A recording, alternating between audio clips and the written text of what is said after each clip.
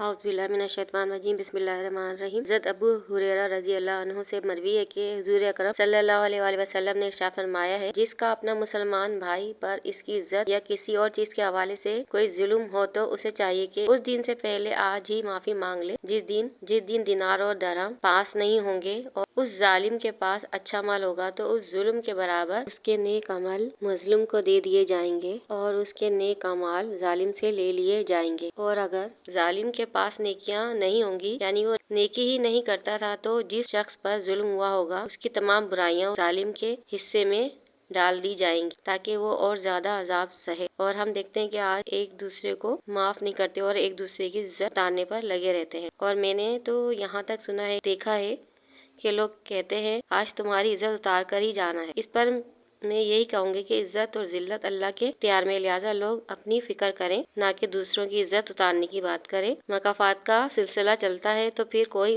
उस चक्कर से बच नहीं सकता, इसलिए नेकी करने में देर नहीं करनी चाहिए। दुआ में याद रखें।